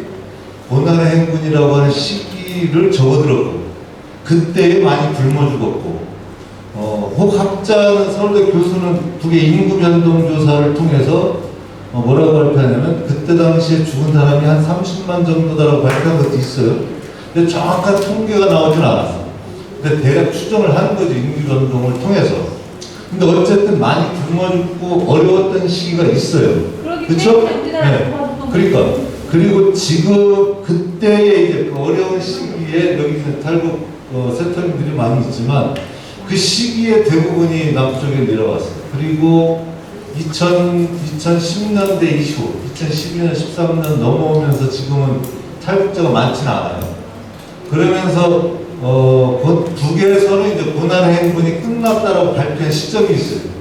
그래서 지금에 발표되는 여러 가지 정황들 보면 고난의 행군을 넘어서 지금은 굶어 죽는 사람이 없다. 그리고 지금에 뭐 이렇게 지난번에 이강 때도 보셨겠지만 평양 시내가 도시가 달라지고 시골에 뭐 이렇게 지난번 수해를 복구하는 것에서 나오는 여러 가지 보도들도 있고. 그러니까 지금은 또 고난의 행군 시가 또 다른 거예요. 그러니까 지금 북이 어렵냐 굶어 죽냐 이런 걸 논하는 자리가 아니고 여러분들이 그런 시기를 북이 거쳐왔는데 궁금한 것들이 있잖아요. 북의 사회 제도라든가 여러 가지 북의 사람들은 어떻게 생각하는지 뭐 이런 얘기를 하자는 거지 지금에서 당시에 뭐 어떻게 했냐 그걸 뭐 죽였냐 안 죽였냐 이런 것들을 논하는 자리가 아니잖아요. 물론 궁금하니까 물어볼 수는 있어요. 물어볼 수는 있고 그래서 또 뭐 강론일박이 있을 수 있는데 우리가 지금 북의 사회를 알아보자라고 하는 사회라고 하는 관점에서 보면 몇 명 죽었냐 뭐 어떻게 그때 뭐 했냐 이런 얘기보다 북이라고 하는 사회가 사람들이 어떻게 살고 있느냐 어떤 생각을 갖고 있느냐 어떤 지향을 가지고 있느냐 이런 얘기를 좀 서로 나눠보면 어떨까 이런 자리를 좀 해보자는 거였어요. 그러니까 네. 그런 겁니다. 그래서 알겠습니다. 제가 제가 한 가지만 좀 네. 여쭤봐도 될까요? 저희는 상식으로 지금까지 살면서 초등학교 때가 우리는 반몸이라는 것이 있어요. 북에서 타가소에다 아기를 가지고 파격적이었어. 근데 지금 20, 30년이 지나가고 우리가 하거든요. 유치원도 보내고. 아까 잠깐 말씀드릴 때 북한에서는 한국 드라마를 많이 본다. 아시아에서는 그만이 봅니다. 후바까지. 이제 세계화 하는 거고. 와이파이를 쓰는 것은 영어를 안 쓰면 세계를 못 따라가요. 그래서 쓰는 거고. 그 다음에 우리도 젊은 세대가 가고 있는 걸 몰라. 이 나이가 되면. 근데 강사님이 북한에서 한 40년 사시고 여기 오셔갖고 한 10년을 살았는데 우리는 구경가죠. 우리가 과연 북한에서 태어났으면 거기서 태어난 죄, 여기서 태어난 죄거든요. 그것뿐이 없잖아요. 근데 과연 다시 태어나시면 어디를 선택하실 건가? 그 개인적으로 한번 묻습니다. 정말 죄송한데요. 전 북에서 태어난 것 같아요. 왜 그러냐면요. 제가 처음에 왔을 때는 아직 가족밖에 없어요. 그래서 사소한 정치 몰라요. 할일이 그러니까 가족 다 빼고 여기서 적응을 하시고. 그 왜 북에서 태어나고 싶은지 이유를 한마디 말씀드리면 왜 북을 선택하는지 남쪽에 제가 북간 하면 다 살아보니까 딱 반반이에요. 절대 장단점 딱 똑같이 있어요. 반반인데 남쪽의 언어는 풍요롭고 자유롭고 뭐 이런 너무 자유로워요. 민국어도 자유롭고 먹고 싶은 거 먹고 하고 싶은 거 다 하고 너무 풍요로워요. 근데 불안한 세상이에요. 내일이 불안해요. 난 오늘 건강해서 일했는데 내일 내가 사고 나면 누가 나 책임지지? 누가 나 먹여 살리지? 이 집 우리 집에 엄마 아버지가 넘어지면 내 새끼들은 누가 책임지지? 이게 불안한 거예요. 국조선은 책임져줍니까? 그건 제가 간 경우가 와가지고 6개월 동안 병원에 입원해 있었어요. 근데 병원에 입원해 있어도 입원에게 상관이 없는 거예요. 자식들은 그대로 학교 가면 되는 거고, 뭐 저는 병원에서만 치료해 주면 되는 거고, 그러니까 병원에는 무슨 수술 비용 뭐 이런 번 운영비가 없지 않습니까? 6개월 동안 간병하고 입원해 있었는데도 집안이 흔들리지 않는 거예요. 남편들이 주저하고 애들 근데 저쪽은 힘들고 이쪽은 그게 우리가 지금 뭘 알아야 되냐면 시기를 정말 알아야 됩니다. 다른 나라하고 다르습니다. 북은 이제 저분이 이야기 말씀하신 것처럼 김일성 주석 때는 사회주의 농공을 했다 말씀하시죠. 그거는 저분도 인정한다는 거 아니에요. 체제가 좋았다는 거는. 그런데 그 이후에 권한의 시절을 말하는 겁니다. 저분들은. 저희도 마찬가지예요. 저희 우리나라 역사가 한국 문학을 보면 이 전쟁이 일어나기 전서부터 애도 잡아먹을 때가 있었어요. 정말 힘들어가지고 나옵니다. 우리나라도 마찬가지로 아파도 이렇게 걱정 안 하고 편안하게 잘 사는 사람도 많아요. 노후 대책을 많이 해본 사람은. 저는 충분히 대답이 됐습니다. 근데 다른 그게 얘기 다 없다. 다르기 때문에.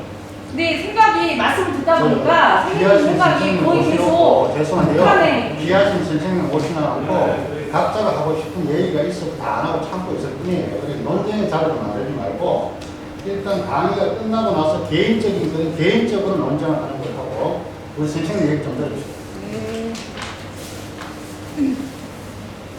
네. 자, 북에 교회가 없나요? 종교적 자유가 없나요? 이렇게 물어요. 혹시 여기 북에서 오신 분들 교회 간 적 있나요? 저기 우리 남성분 교회 한 번도 못 봤어요? 못 봤어요. 아 그래요? 교회는 옛날에 해방되기 전 우리가 한나라에 있을 때 제일 교회가 많았던 건 평양이에요. 서울보다 더 많았던 게 평양이에요. 설교설이 제일 먼저 평양에 들어가서 남쪽보다 더 많았죠. 그래서 옛날부터 교회가 정말 평양에 제일 많았습니다. 김일성 주석이 우리 뭐죠? 배안에서부터 나온 거 무슨 머태신앙? 네, 머태신앙이에요. 아버지가 김영지 선생이 교회 장로님이고 그다음에 숭실중학교 교사님이고 어머니가 뭐냐면 너무 철저한 기독교인이라서 이름을 강반석이라고 이름을 지었어요. 교회에 반석이라는 말이 있다고 하더라고요. 그만큼 철저한 사람이고 그래서 김일성 주석이 북에서 우리 국민들에게 무슨 말을 했었냐면 하나님을 믿어라. 하지만 저선 사람의 정신을 가지고 믿어라. 이런 말을 한 적이 있어요. 현재 이건 제 말이 아니라 현재 해외에 있는 외국인들이 평양 들어가게 되면 교회 갑니다.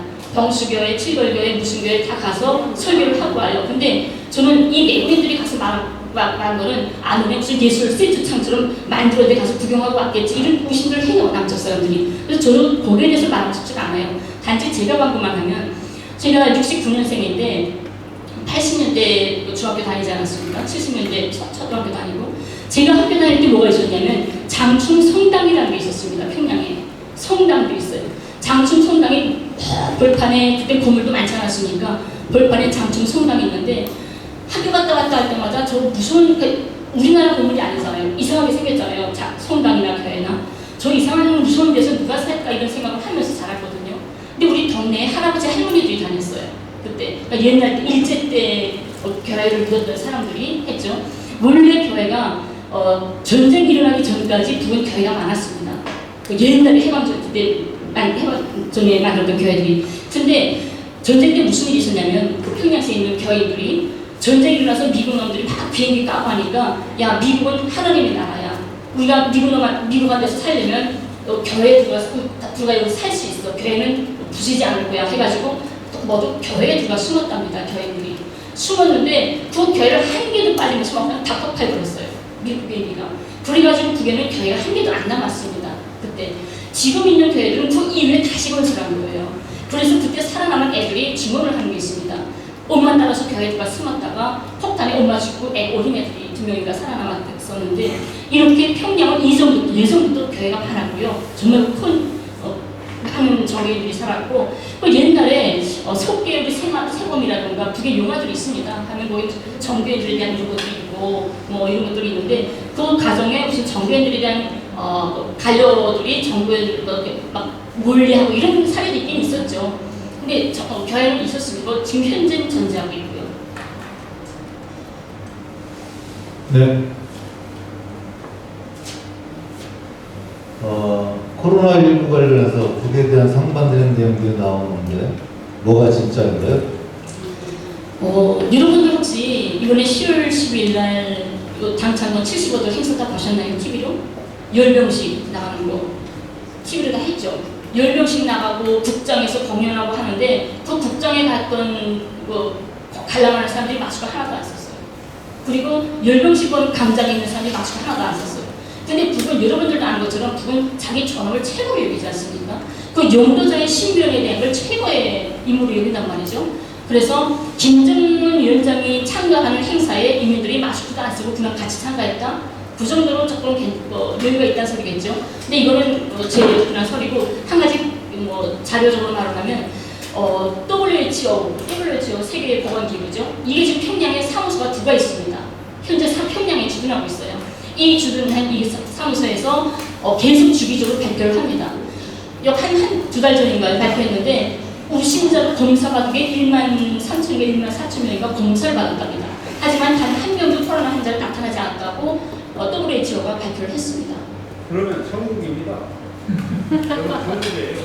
하지만 지금 지금 초특급 단계로 들어갔어요. 한 달 전부터. 왜 그러냐면 이제 한 달만 있으면 당 8차례를 합니다. 우리 남쪽에서 말하면 강화문에서 큰 대행사를 하거든요. 이러려면 어떻게 해야 돼요? 더 철저히 방역을 해야 되겠죠. 딱 한 달 남았기 때문에 지금부터 철저한 초특급 단계에 들어가서 방역을 하고 있습니다. 그 행사 준비하느라고. 네. 북쪽은 무슨 과일이 제일 맛있나요? 과일? 네. 제가 참 안타까운 게 뭐냐면요. 남쪽이니까 여러분들이 바나나요, 귤이요 너무 많이 주시잖아요. 먹다가 막 버리고 아까운 거 막 그러잖아요. 저 그런 거 보면 정말 가슴 아프고 안타까워요. 우리 북쪽인들도 저거 좀 맛볼 수 있었으면 좋겠다. 북은 70년 동안 국제경제제재 때문에 다른 나라에서 미국이 손톱밖에 비판에게 별펜도 하나 절대 못 들어오게 막고 있습니다. 아무것도 못 들어가요. 북은 수십 년 동안 딱 자기 나라에서 생산되는 과일, 농산물과 자기네 땅에서 만든 거 가지고 그만큼 살아남고 있습니다. 전 세계 어느 나라가 다른 나라와 결을 못하고 자기 나라에서 생산하는 것만 살라고 한다면 정말 힘듭니다. 남쪽도 지하자원이 얼마 없어서 이만큼 짧은 기간에 발전됐던 이유는 뭐냐면 많은 나라들과의 마케팅, 결혼을 많이 잘 해가지고 이렇게 발전된 나라로 될 수 있었어요. 한 1년만 이 결혼하는 나라들 딱 뽑는다면 무서운 사태가 벌어집니다. 남쪽도. 같아요, 모든 나라는. 그래서 그런 속에 살았기 때문에 북쪽 사람들은 바나나, 귤 구경하기 어렵습니다. 바나나 어떻게 먹어요? 학교에서 배웁니다. 구립으로 그려져요. 바나나는 이렇게 노랗고 길게 생기고 막 달립니다. 구립으로 배웁니다. 그래서 여기서 이게 맛있게 풍요로움, 제가 남쪽이 정말 좋아하는 이 풍요로움이 정말 빨리 국제제재가 풀어져서 북쪽인민들도 풍요롭게 단방과일이라든가 먹었으면 좋겠고요. 남쪽이니까 이게 왜 없지? 우리 북에는 있는데 하고 생각했던 게 우리 북에 머란배라고 있습니다. 머란배, 병배라고 하는데요. 딱 저런막처럼 생긴 배예요. 꼭지기 노란데 깍두기가 엄청 얇아요. 정말 달고 맛있거든요. 근데 제가 남쪽에 와서 한 번도 못 봤어요. 왜 없는지 이해는 안 돼요. 그 좋은 거 있으니까. 북쪽 학생들에게도 성적이 중요한가요? 북에는 한국에서 시험을 치면 한 달에 한 번씩 시험을 봅니다. 시험 봐서 학교 교실 뒤에다가 누구 몇 점 한 달 동안 붙여놔요. 붙여놓으면 우린 여기 왕따라는 말이 있지 않습니까? 계속 꼴등하는 사람은 왕따 당할 거잖아요. 근데 왕따 당하지 않는 시스템입니다. 왜 그러냐면 처음에 학교에 들어가게 되면 학습반이라는 걸 배웠습니다. 우리는 대체로 초등학교 때부터 고등학교 때까지 한 학급이에요. 같이 학급이 들어가게 되거든요. 특별하게 이사 가거나 이런 변동이 없는 상황에서. 근데 초등학교 처음에 들어가게 되면 같은 아무리 그 지역 사람들만 학생들만 온다고 해도 집에 붙어있는 제일 가까운 애들이 있겠죠. 이런 애들끼리 3명, 4명씩 학습조를 모았습니다. 처음에 학교 들어갔을 때 얘가 머리가 좋은지 나쁜지 공부 잘할지 아무것도 모르죠. 그냥 무턱대고 집 가까운 애들끼리 잡아주고 시험 쳐서 쫙 한 달 동안 붙여놓으면 거기서 꼴등되면 우리 학습조에서 난 1등 했는데 우리 이제 꼴등애가 있어요. 그럼 우리 학습들은 꼴등조입니다. 내가 아무리 혼자 1등하고 싶어도 안 돼요. 우리 이제 꼴등이 있으면. 그러니까 누가 공부 못한다 하게 되면 선생님이 신경 쓰기 전에 자기네 학습조 애들이 야 오늘은 너희 집 가자 오늘은 너희 집 가자 해가지고 밀려다니면서 얘 우리 공부를 딱 끌어올려야 돼요. 북은 철저하게 집단주의를 개념이 있지 않습니까? 네, 남쪽 청년들은 취업 걱정이 많은데 북은 어떤지 이런 질문이 있습니다. 남자는 60세에 퇴직하게 되고 여자는 50세에 퇴직을 합니다. 하지만 여자는 결혼할 때까지만 의무적이고 결혼하게 되면 자기가 선택을 하게 돼요. 그래서 의무적이지 않습니다. 남자는 60세까지 의무적입니다. 하지만 건강이 아프거나 무슨 사정이 있다 하게 되면 사회보장자라고 혜택을 받습니다. 아마 이게 기초생활수급자나 같겠죠? 사회보장 혜택을 받게 되고 건강한 사람인데 젊은 사람이 직장이 없다, 직업이 없다, 그건 불법입니다. 불법이라서 비판받아야 되고 아마 그럴 겁니다. 그래서 직업은 국가가 배치를 해주기 때문에 직업이 다 있겠죠. 네. 북은 정말 독재 세습으로 세뇌된 사회인가요? 제가 이 질문에 어떻게 대답해야 될지 모르겠는데 우리가 북을 우선 제가 이 말 한마디 해드리고 싶어요. 그 나라가 독재냐 뭐냐 하는 게 그 나라가 앞으로 어떤 방향으로 가냐 하는 게 어디서 결정됩니까? 이 나라가 가는 방향이 어디서 결정이 됩니까? 지도자? 지도자 당연하죠.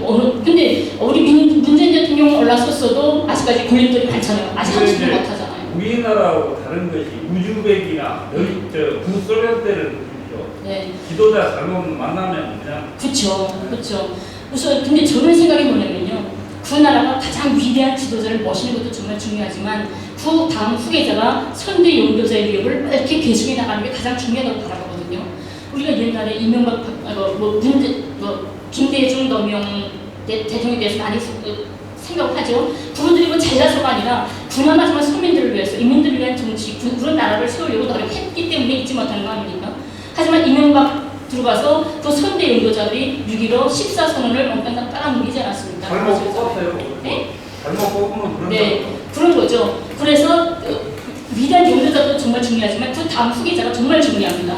선대 용도자 이루는 것보다 더 업그레이드 돼서 해야 되는데 우린 6.15 14가 다 묻히고 말았잖아요. 그래서 문재인 대통령보다 이제 그 다음 세대는 이 단계에 좀 더 업그레이드 될 수 있는 그런 용도자가 나와야만이 우리한테 희망이 있을 겁니다. 그리고 더 중요한 거는 대통령도 정말 중요하지만 이 나라가 어떤 길을 가냐, 정책이 어떤 게 나오냐 하는 건 기본 국회 아니겠습니까? 국회가 어떤 역할을 하냐, 국회가 가장 큰 역할을 할 것 같습니다. 그런데 제가 남쪽에 대해서 잘 모르지만 북에 대한 국회를 이야기하면 북에는 최고인민의 대의원이라고 합니다. 남쪽의 국회의원이에요. 알기 쉽게 하려고 그냥 국회의원이라고 말을 할게요. 남쪽에는 5천만 중에 국회의원이 300명입니다. 하지만 북에는 2,500만 중에 국회의원이 700명입니다. 그렇게 많아요. 그런데 남쪽의 국회의원은 직업이 정치인이에요. 직업 정치인 이렇게 됩니다. 딴 직업 없어요. 국회의원이 자기 직업입니다. 근데 북에는 국회의원이 직업이 아닙니다. 사회봉사입니다. 이 사람들은 국회의원 하면서 다른 자기 직업을 가지고 있어야 돼요.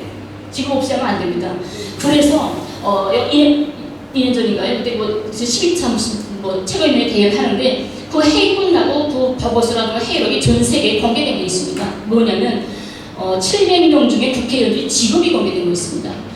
700명 중에 17.6%가 현장 노동자입니다. 17.6%가. 그 다음에 16.2%가 현장 농장원입니다. 지금 농사 짓는 농장원이에요. 그리고 9.6%가 군인입니다. 그리고 1.2%가 용치가 받았고 몇 프로가 해외 동포 다 풀릴 수가 있습니다. 거기 국회의원 중에 가장 높은 비율을 가진 게 바로 17.6% 노동자와 16.2% 농민입니다. 대한민국도 한 10%만 노동자가 국회의원 들어간다면 또 좀 다르죠. 거기서는 국회의원분들이 무슨 일을 하세요?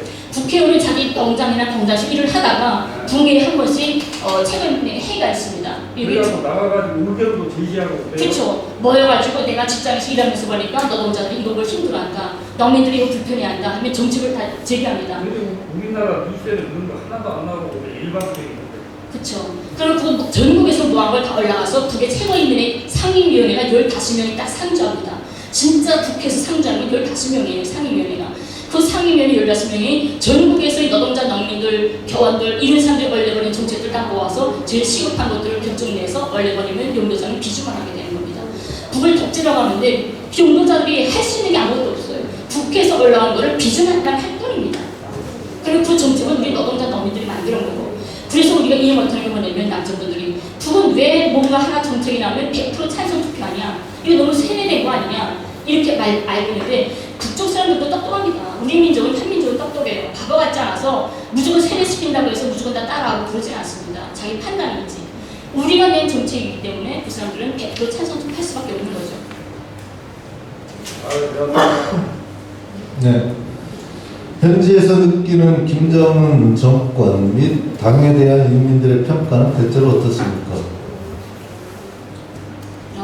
제가 김정은 위원장 때는 없었습니다. 제가 온 다음에 제가 국정원에 있을 때 바뀌어가지고 없어서 모르겠습니다. 그래서 현재 제가 생각하는 건 있지만 그걸 여러분들한테 제가 겪지 못한 말은 절대 하고 싶지는 않고요. 제가 겪은 이야기 하게 되면 그냥 그 전에 초기 김일성 주석에 대한 인민들의 생각, 북쪽 사람들은 왜 김일성, 김정일 사람들을 신격화, 하나님처럼 그렇게 세뇌하면서 무조건 따를까? 그게 반대를 못했을까? 이런 의심들 많이 합니다, 사람들이. 무조건 세뇌시킨다고 해서 무조건 따라? 이런 말 하는데 우리가 평화롭고 행복하고 좋을 때는 강제로 시킨다고 해서 따라해요. 할 수 있어요.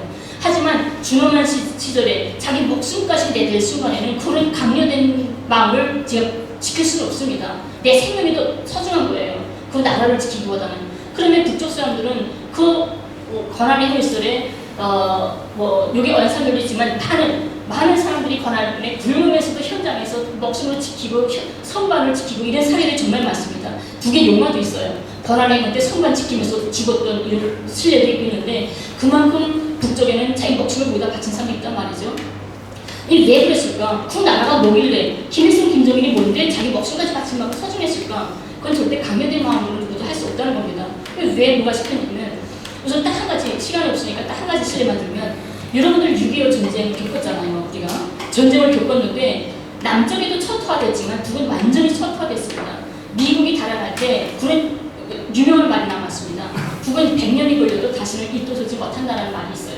그만큼 싹쓸었는데 그때도 전쟁 3년간에 16개 나라와 싸움하는 과정에 북은 뭘 했냐면 전국에 있는 전쟁 고아들을 몽땅 모았습니다.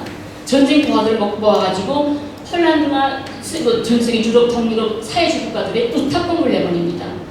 이 전쟁통에 이 고아들만은 무조건 살려야 된다. 지금 국가가 증명 많이 하는데 고아들을 살려야 된다 해가지고 수많은 애들을 내버립니다. 남쪽에 폴란드 아이들이라는 영화 추상미라는 감독이 있어요. 남쪽에 추상미 감독, 남쪽 감독이 만든 남쪽 다큐 영화가 있습니다. 폴란드 아이들이라고. 실제 폴란드에 가서 그 북에서 온 아이들을 교육했고 데리고 있었던 선생님이 직접 나와요. 근데 그 영화를 제가 보면서 한 가지 놀랐던 게 뭐냐면 저는 전쟁 때 고아들이 해외 나갔다가 공부하고 왔다는 걸 알고 있었거든요. 북에는. 근데 몰랐던 거는 저는 북에서만 간 줄 알았지 남쪽 애들이 절반이 남쪽 애들이라는 거 정말 꿈에도 생각 못했어요. 남쪽 애들이 갔더라고요. 그래서 어떻게 갔냐 저 영화를 보니까 그 폴란드 선생님이 이야기하는데 처음에 애들이 왔는데 절반이 고향이 남쪽 애들이에요. 그래서 너네 어떻게 된 거냐 하니까 처음에 전쟁이 일어날 때 북에서 이민들이 내려오지 않았습니까? 내려왔다가 숲에 쭉 올라갔는데 미국 폭탄이 딱 떨어지면서 그 마을마다에 그 폭탄 맞아 지풍을 가지고 애들이 돌에 나서 우는 애들이 있었어요. 그 애들을 막 데리고 올라갑니다. 폭탄에 죽을까봐 남쪽 애들을 그 전쟁 싸움하면서 청소하면서도 애들을 끌고 남쪽 애들 수만 명이 다 데리고 올라간단 말이에요. 올라가서 북의 고아들하고 합쳐가지고 애들을 전국 세계 다 내보냅니다. 우탁공부를 내보냈다가 52년도 그때 내보냈다가 58년, 59년 2년 동안에 몽땅 다 내려옵니다. 딱 한 명이 못 돌아오더라고요. 나가자마자 폴란드에서 그 할아버지 선생님이 아직까지 벼슬을 지키고 있는데 나가자마자 병에 걸려서 목에 뼈를 뜯었더라고요. 그래서 그걸 보면서 그때 들어와 58년도 59년도에 전쟁 고아들이 들어와가지고 뭐 했냐면 나이 좀 찬 애들을 다시 소련 아카데미아 종합 군사대학에 내보냅니다. 북이 핵무기가 지금 군사력이 강하다고 그러죠. 그 밑바닥이 바로 전쟁 고아들입니다. 소련 아까 전쟁 때 나가서 군사 배워가지고 온 애들이고 그 다음에 10대 어린 애들은 다시 전국의 대학 전문학을 공부를 시켰고요. 60년대, 70년대, 80년대까지 제일 많았던 게 뭐냐면 전 세계에 외교관들이 있지 않습니까? 남쪽도 외교관들이 있죠. 대사관들. 그 북대사관들 나가는 외교관들이 다 80%가 전쟁 고아들이랍니다. 왜 그럴 수밖에 없냐면 우리가 식민지 살다가 해방돼서 전쟁 교육하면서 이제 외국어를 배울 수가 없었어요. 외국어를 배울 시간이 없었어요. 근데 얘들은 7, 8년 동안 해외 나가서 그 나라 문화와 말을 배웠습니다. 그래서 얘들 다시 대학 공부시켜서 내려가는 데 보내요. 이런 게 바로 그래서 이 전쟁 고아들은 어떻게 생각하세요? 내 나라는 내 생명의 운이라 생각하지 않을까요? 그런 분들이 바로 우리의 부모들이고 조상들이기 때문에 우리 그런 조상들한테서 죽어도 나라를 지켜야 된다 이런 저옥에 대한 걸 배우는 거죠. 그리고 또 한 가지는 북에 가장 특권층하게 되면 아파트가 제일 멋있는 아파트가 지어졌다 하게 되면 들어가는 것도 누구나 마음대로 들어가겠죠. 여명거리나 미래과학자거리 지금 들어가는데 제일 첫 번째가 특권층이 있는데 첫 번째 특권층이 바로 항해운동가의 4대 자손까지입니다. 국가 이동자들 이 4대 자손까지 무조건 제일 먼저 우대를 합니다. 그다음에 두 번째가 군사복무 하다가 부산당에서 제대된 용해군인 저희 남편이 용해군인이에요. 부산당에서 제대됐습니다. 그런 사람들 제일 우선적으로 한단 말입니다. 그러니까 북쪽 사람들은 그걸 보면서 국가를 위해서 저걸 위해서 뭔가 바치면 이렇게 자식들한테 끝까지 책임지는구나 이런 걸 실제 체험을 하는 거죠. 네, 요 두 장 같이 질문 드리려고 하는데 북의 사회주의와 남의 자본주의를 어떻게 통일할 수 있을까요? 통일을 위해 북의 인민들이 할 수 있는 것들은 어떤 것들이 있다고 생각하시나요? 또 남의 인민들은 어떤 준비가 필요하다고 생각하시나요? 네. 저는 북과 남이 통일하는데 사회주의냐 자본주의냐 이걸 논한다는 것 자체가 저는 이제는 아니라고 생각을 해요. 이제 사상체제를 떠나서 어디로 될까 저도 모르죠. 어디로 될까 무엇이 어떨지 다 장단점이 있으니까 남쪽의 전쟁과 북쪽의 전쟁 짬뽕 하면 정말 세상에서 한 번도 누구도 경험해보지 못한 위대한 그런 나라가 생길 거다라는 정말 신심은 있는데 통일을 남과 북이 서로 통일을 맞는 마음가짐에서 가장 우선은 이런 편견 너는 멋있잖아 너네 나빴잖아 너는 뭐 이렇게 힘들었잖아 당연히 아픔도 많고 슬픔도 많지 하지만 그런 아픔을 우리가 이겨내지 못하면 우리가 어떻게 내일을 갑니까? 그래서 그 힘들고 불편한 거 그런 것들 좀 잠깐 내려놓고 좀 치유하면서 내일을 위해서 서로 지금 있는 그대로를 좀 봐주는 거 이게 가장 중요하지 않을까. 지금 현실을 봐주고 저도 지금 북의 현실을 모릅니다. 10년 전에 왔기 때문에 지금 10년 전에 제가 때하고 지금은 완전 천지개벽이에요. 그래서 제가 지금의 북을 함부로 말을 못합니다. 다른 탈북자들 또 왔습니다. 그 사람들 고아를 해놓을 때 왔던 사람들 그 사람들 북을 얼마나 압니까? 저도 모르고 몇 년 전에 온 사람들 다 모르는데 그래서 몇 년 전에 왔냐 뭐냐 고아핵은 뭐냐 이걸 다 떠나서 현재 그냥 너와 나는 그냥 한 인간 대 인간이야. 너도 애엄마고 나도 애엄마야. 그런 마음가짐이 가장 중요하지 않을까. 서로 존경하고 우대해주고 인정해주는 것 이런 게 제일 중요하다고 생각합니다. 네, 이 질문지는 다 말씀드렸는데요. 혹시 써놓은 거 있으실까요? 질문하고 있어요. 네, 직접 하시죠. 네. 이제 강사님이 남쪽으로 오게 된 계기가 저희가 흔히 알고 있는 다른 탈북자 분들하고 다르게 본인의 의사와 다르게 속아서 오시게 된 거잖아요. 이렇게 돈을 벌기 위해 남한에서는 뭐 2달 동안 일하면 훨씬 많은 돈을 받을 수 있다 해서 그렇게 해서 이제 오시게 됐는데 탈북자가 돼서 그래서 이제 저도 그걸 이제 책으로 그 과정을 읽고 굉장히 우리나라가 이렇게 원치 않는 사람도 강제로 여기서 탈북자로 눌러 살게 할 만큼 그 기초적인 인권 보장도 못 받고 거의 인신매매에 가까운 납치 이 수준으로 데리고 와서 계속 이제 국가를 상대로 돌아가게 해달라고 했는데 그 의사는 이제 전혀 받아들여지지 않는 상태로 머무시게 된 거잖아요. 그래서 참 그 과정을 봤을 때 굉장히 이제 놀라웠고 우리나라가 이렇게 야만적인 나라였는지 이렇게 놀라웠고 그렇기 때문에 어떤 그리고 평양에 사실 시민이었기 때문에 어떤 체제에 대한 어떤 자부심을 가지고 그 부분에 대해서 말씀하시는 게 그러니까 선생님의 존재가 사실 탈북자에 대한 어떤 저희가 가지고 있는 생각에 반하는 것이기 때문에 불편한 존재이고 또 탈북하신 분들한테도 불편한 그 존재일 것 같은데 이렇게 소신을 굽히지 않고 강의를 하는 거에 대해서 어떤 신변 위험이나 두려움은 없는지 또 그거랑 선생님과 같이 원치 않게 탈북을 하신 분들이 많이 계신지 그 점이 궁금해요. 네, 저는 제일 안타까운 게 뭐냐면 이제 우리 여러분들이 제일 많이 보는 이만가 제가 무조건 그게 다 거짓말만 안 하잖아요. 맞고 저도 그게 불명고 하지만 자기 부모 얼굴에 침 뱉는 자식은 없어요. 혼화스는 아무리 병신 부모라도 내 부모란 말이에요. 아무리 병신이 내 자식이고.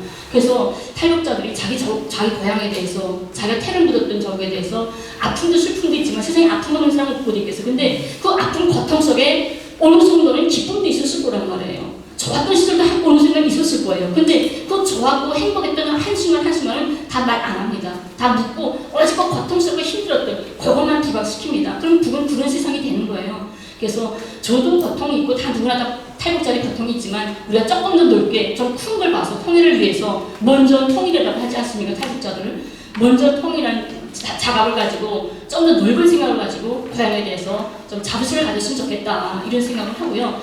신변 위험 같은 거는 문재인 정권 이전에는 정말 무서웠었어요. 그때는 우리가 일반적으로 미행하게 되면 한 명, 두 명이 몰래 따라다니는 걸 미행이라고 하겠죠. 근데 저도 TV로만 봤죠. 북에 있을 때 미행하고 첩보전 같은 거.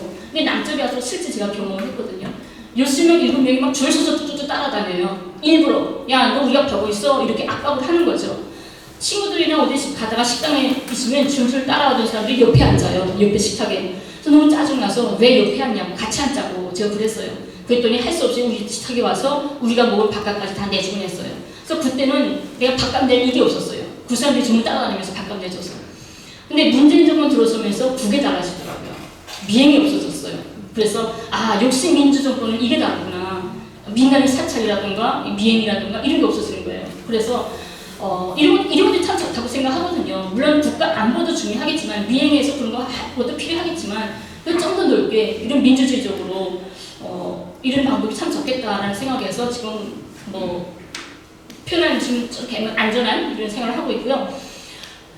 제가 큰 신뢰로는 저 같은 신뢰를 말한다면 12명 국정원에 대해서 이야기할 수 있을 것 같아요. 한 3년 전에 왔죠. 제가 12명 애들 그 대리원 지배인 현재는 미국에 가서 허광일이라고 박연미라는 정말 나쁜 여자와 함께 둘이서 유튜브를 하고 있어요.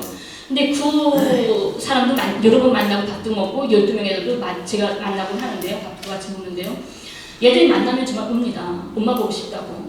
고향 가고 싶다고. 근데 처음에는 그렇게 막 울고불고 막 안고 고향이 그립다고. 얘들은 정말 속아서 유혹돼서 온 게 아니라 완전 납치로 온 거예요. 자기네가 남쪽에 간다는 걸 알지도 못하고 말레이시아에 식당 꾸리러 가는 줄 알고 왔단 말이죠. 근데 말레이시아에 내려가지고 딱 택시에서 내리니까 공항에서 택시 타고 말레이시아 딱 오게 가니까 태국기가 있는 남쪽에 대사관 앞에 딱 서게 된 거예요. 거기서 협박해가지고 다시 어쩔 수 도망갈 수 없는 상태에서 들어왔고 이렇게 된 상황이었죠. 그 12명 문제가 있고 그 다음에 또 얼마 전에는 조성길 대사 부인이 있지 않습니까? 우리 유시에서 나왔습니다. 제가 이거 촬영 중이기 때문에 그 다른 말은 못해드리지만 그 사연에 대해서 그 부인도 지금 어떡하나 북으로 돌아가려고 열심히 돌아가고 있습니다. 가려고 하고 있고 그분도 모든 언론들이 막 기고하고 보내달라고 하고 그래서 이번에 국감이죠. 국정감사에서 더불어민주당의 윤건영 국회의원이 그러더라고요. 조성길 대사 부인이나 김연희 우리가 언제까지 뭐 한다고 할 거냐 돌려보내야 된다 이런 말 좀 하더라고요. 그래서 지금 청와대에서 논의하고 있는 중이라서 문재인 정권 마지막 청와를 우리로 청와하지 않을까 이런 희망도 가집니다. 김연희 선생님이 새로운 기적을 해보셨는데 본의 아니게 한국에 오게 됐다는 그 배경을 좀 이야기해 주세요. 그거요? 시간 좀 어디까지 어떻게 말씀? 이게 책에다 있는 것 같은데요? 없나? 시간이 없군요. 말씀을 드리면 제가 2011년도에 여러분들 해외 나갈 때 뭘 가지고 나가세요? 대한민국 여권 가지고 나가시죠. 조선민주주의인민공화국 여권. 그래서 여권 가지고 중국에 해외 여행을 나갑니다. 해외 여행 나가는데 저는 간 경화가 있었다고 했잖아요. 평양에서. 그래서 간 경화가 있어서 난생 처음 북쪽 사람들이 이렇게 해외 여행 쉽게 나가시는 기회가 없지 않습니까? 근데 정말 난생 처음 해외 여행이었어요. 그래서 나간 김에 간 경화니까 야, 근데 중국은 우리보다 더 의료 기술도 발전되고 있고 간 이식 수술도 한다는데 나 치료 좀 받고 싶다. 이런 욕심이 생겼던 거죠. 그때 가게 되면 탈북 브로커들이 벌써 이미 북쪽 사람들이 그 세간을 딱 넘어서면 브로커가 딱 나와 있습니다. 나와서 일부러 다 어디 가냐 자기가 알려준다 전화해준다 다 그때 브로커인지 뭔지 모르죠. 다 접촉해가지고 뭘 필요하냐 다 이렇게 합니다. 그래서 그 사람하고 이야기하다가 난 정말 그 간경화 치료를 받고 싶은데 여기서 좀 일해가지고 돈 좀 벌어서 여기서 치료받고 싶다 하니까 바보냐. 중국 사람들도 다 한국 가서 돈 벌었는데 어떻게 중국에서 돈을 버냐. 우리 옆집 사람도 2달 동안 한국 가서 엄청난 돈 벌어가지고 와서 잘 살고 있다 그러는 거예요. 저는 남조선이 간다는 이런 무서운 생각보다는 그래 원래 2달만 원래 밀양에서 저선족들이 다 이렇게 밀양에서 숨어서 돈 번다고 하더라고요. 중국 사람들이. 그래서 그 원래 가서 이 2달만 벌어가지고 오면 돈 많이 벌어가지고 나 병 치료 간경화 이런 뭐 수술이나 약을 치료받고 건강해서 가겠구나. 이 한 가지 생각밖에 없었어요. 그땐 세상이 뭔지도 몰랐고 난생 처음 해 나오니까 딱 2개만 있었으니까 다른 나라에 대한 정보도 하나도 몰랐었고 그냥 우리 북처럼 먹는다 생각했던 거죠. 중국도 사회주의니까 뭐 무상 그냥 치료받는 거 아니야? 이런 어에 있었었고 그래서 그러면 2달만 갔다 오면 되겠구나 생각하고 가려고 결심을 합니다. 그래 난 원래 밀양에서 갔다 올게 2달 동안.